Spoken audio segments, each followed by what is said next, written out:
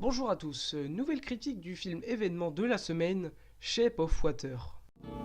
I don't want to set the world on. Avant de parler du film lui-même, parlons un peu de son réalisateur et de ce que j'en pense. Guillermo del Toro est un réalisateur mexicain qui a commencé sa carrière dans les effets spéciaux et qui réalisera en 1993 son premier film intitulé Chronos. Bon, personnellement je ne l'ai pas vu mais ça a l'air quand même plutôt cool.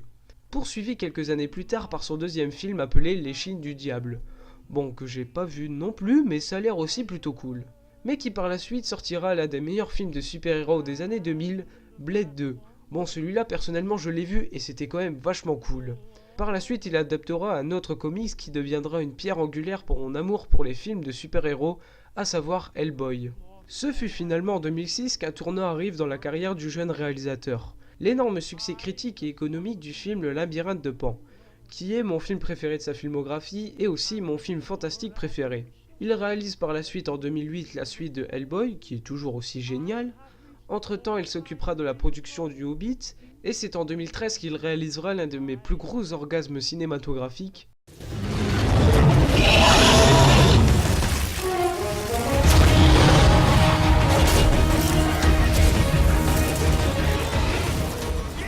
Je déconne pas, ce film est vraiment génial.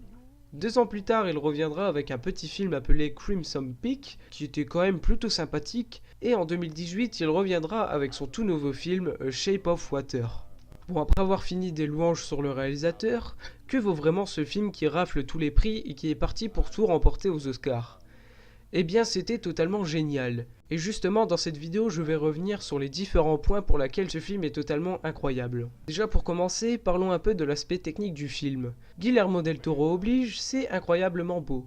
À la fois somptueux pour toutes ces scènes aquatiques comme pour toutes ces scènes en extérieur avec ces décors d'époque très années 60, tout est parfaitement bien mis en scène. Même si oui, un petit côté Jean-Pierre Jeunet se sent, mais ça reste bel et bien une œuvre de del Toro. Les angles de caméra, les différents cadres, la lumière, le bon venant du chef opérateur de Crimson Peak, l'excellente musique d'Alessandro Desplat qui vous reste en tête même après le générique, les acteurs sont tous incroyables, que ce soit Michael Shannon qui inspire toujours la peur, mais surtout Sally Hawkins pour son côté doux et ordonné, bref, tout est parfait en termes d'image. Del Toro aussi réitère son style, à savoir imbriquer son univers dans notre histoire. Déjà dans le Labyrinthe de Pan, il nous présentait son univers de monstres dans l'Espagne de 1945 sous l'ère Franco, avec ses thématiques sur la dictature et la politique, tout ça.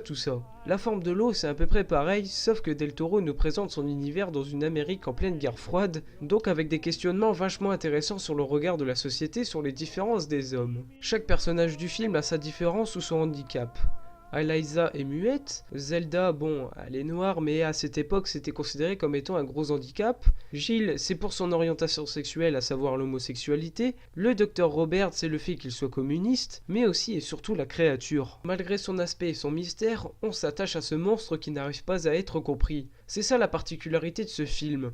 La relation entre Eliza et le monstre marche, malgré que ce soit quand même assez chelou. Ce sont tous deux êtres qui n'arrivent pas à être compris par la société. L'une est muette et l'autre est une créature qui ne sait pas parler. Tous deux arriveront à se comprendre grâce aux signes, aux actions, mais aussi et surtout à la compassion. Pour conclure, le film est une poésie moderne de 2 heures bourrée de métaphores et de questionnements autour de la société. Avec une mise en scène soignée, des acteurs parfaits et une musique juste incroyable, Shape of Water n'est pas seulement un bon film, il est surtout un grand film où Guillermo del Toro traite ici de façon mature une histoire passionnelle entre 2 êtres aux premiers abords qui sont différents, mais qui finalement auront une chose en commun, l'amour. Prenez soin de vous et à la prochaine. Salut!